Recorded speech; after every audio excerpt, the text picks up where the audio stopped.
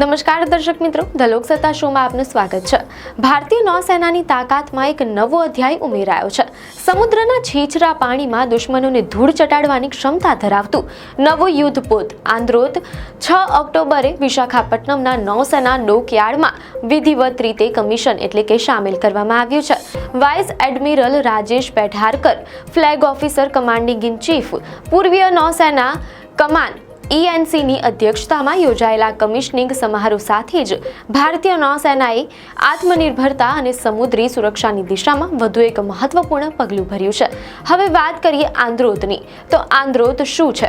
તો આંદ્રોત એ ભારતીય નૌસેનાની બીજી એન્ટી સબમરીન વોરફેર શેલો વોટર ક્રાફ્ટ છે, એટલે કે ASW/SWC છે। આ શ્રેણીના જહાજોનું મુખ્ય કાર્ય તટીય જળમાં દુશ્મનની સબમરીનથી દેશની સુરક્ષા કરવાનું છે। આ ASW/SWC શ્રેણીનું બીજું જહાજ છે, તેનું નિર્માણ કોલકાતા સ્થિત Garden Reach Shipbuilders and Engineers GRSE દ્વારા કરવામાં આવ્યું છે। GRSE ભારતીય નૌસેના માટે અત્યાધુનિક યુદ્ધપોતો બનાવવામાં અગ્રેસર છે। મીડિયા અહેવાલો અનુસાર આ યુદ્ધપોતનું નામ લક્ષદ્વીપના મહત્વપૂર્ણ ટાપુ આંદ્રોત પરથી રાખવામાં આવ્યું છે। આ નામનો વારસો ચાલુ રાખવા માટે આ પહેલા પણ INS આંદ્રોત P69 નામનું જહાજ 27 વર્ષ સુધી રાષ્ટ્રની સેવા કરી ચૂક્યું છે। પૂર્વીય નૌસેના કમાને સ્પષ્ટ જણાવ્યું છે કે આંદ્રોતનું કમિશન થવું એ નૌસેનાની ક્ષમતા વધારવા અને સ્વદેશીકરણની દિશામાં એક મહત્વપૂર્ણ સિદ્ધિ છે। આંદ્રોત માત્ર એક સામાન્ય જહાજ નથી, તે આધુનિક ટેકનોલોજી અને હથિયારોથી સજ્જ એક શક્તિશાળી પ્લેટફોર્મ છે।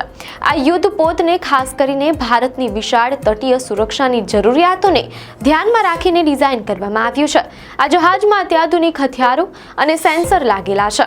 તેની સૌથી મોટી તાકાત દુશ્મનની સબમરીનોને પકડવાની એટલે કે ડિટેક્ટ અને નષ્ટ કરવાની ક્ષમતા છે। છીછરા પાણીમાં જ્યાં મોટા યુદ્ધપોતો અસરકારક નથી હોતા, ત્યાં આંદ્રોતની ભૂમિકા નિર્ણાયક બની રહે છે। સબમરીન વિરોધી યુદ્ધ ઉપરાંત આંદ્રોત અન્ય મહત્વના કાર્યો પણ સંભાળશે, જેમ કે સમુદ્રી નિગરાની, મેરીટાઈમ સર્વેલન્સ, તટીય સુરક્ષા, કોસ્ટલ સિક્યોરિટી, શોધ અને બચાવ અભિયાન એટલે કે સર્ચ એન્ડ રેસ્ક્યુ ઓપરેશન્સ। નૌસેનાની સત્તાવાર વિજ્ઞપ્તિમાં ભારપૂર્વક કહેવામાં આવ્યું છે કે આ જહાજ સામેલ થવાથી નૌસેનાની પનડુબ્બી રોધી યુદ્ધ ASW ક્ષમતાઓ ખાસ કરીને તટીય જળમાં ઘણું મજબૂત થશે। આંદ્રોત ભારતીય નૌસેના માટે માત્ર વ્યૂહાત્મક સંપત્તિ નથી, પરંતુ તે વડાપ્રધાન નરેન્દ્ર મોદીના મેક ઇન ઇન્ડિયા અને આત્મનિર્ભર ભારતના અભિયાનની જીવંત ઝલક છે।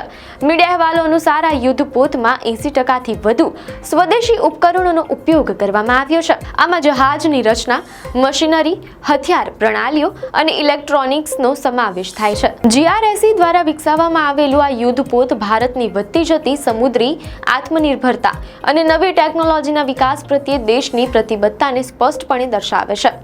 ASW/SWC શ્રેણીના જહાજો સામાન્ય રીતે 25 વર્ષની કાર્યકારી જીવનકાળ ધરાવે છે। તેઓ લગભગ 700 ટન વજન સાથે 50 થી 80 મીટર લાંબા હોય છે અને 30 નોટ એટલે કે લગભગ 55 કિલોમીટર કલાક સુધીની ઝડપે ગતિ કરી શકે છે। તે હેલિકોપ્ટર ઓપરેશન્સ માટે પણ સક્ષમ હોય છે। જો કે આંદ્રોતનું મુખ્ય ધ્યાન સબમરીન યુદ્ધ પર છે। આંદ્રોતના આગમનથી ભારતીય નૌસેનાની ઓપરેટિંગ સ્પેસ સંચાલન ક્ષેત્ર વધુ મજબૂત થઈ છે।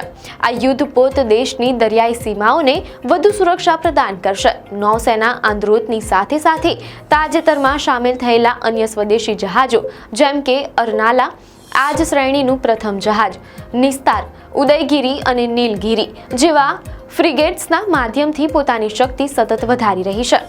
પૂર્વીય નૌસેના કમાનમાં આંદ્રોતનું કમિશન થવું હિન્દ મહાસાગર ક્ષેત્રમાં ભારતની વ્યૂહાત્મક સ્થિતિને મજબૂત બનાવે છે। ખાસ કરીને ચીનની વધતી સબમરીન ગતિવિધિઓને ધ્યાનમાં રાખીને આંદ્રોત જેવા યુદ્ધપોતોનું નિર્માણ દર્શાવે છે કે ભારત હવે માત્ર પોતાના યુદ્ધપોતો બનાવવામાં જ સક્ષમ નથી, પરંતુ ભવિષ્યમાં આ ક્ષેત્રમાં વૈશ્વિક નિકાસકાર એટલે કે ગ્લોબલ એક્સપોર્ટર બનવાની ક્ષમતા પણ ધરાવે છે। આ જહાજો આપણા દરિયાઈ હિતોની સુરક્ષા માટે તૈયાર કરાયેલ પ્રથમ પ્રતિભાવ કરતા ફર્સ્ટ રિસ્પોન્ડર તરીકે કામ કરશે। ભારતીય નૌસેનાની આ નવી શક્તિ આંદ્રોત આપણા તટીય જળની સુરક્ષા માટે એક અભેદ્ય દિવાલ બનીને ઊભું રહેશે, જે દેશની સમુદ્રી મહાસત્તા બનવાની સફરને વધુ ગતિ આપશે। આપને માહિતી સારી લાગી હોય તો વિડીયોને લાઈક અને શેર કરજો, ચેનલને સબસ્ક્રાઇબ કરજો।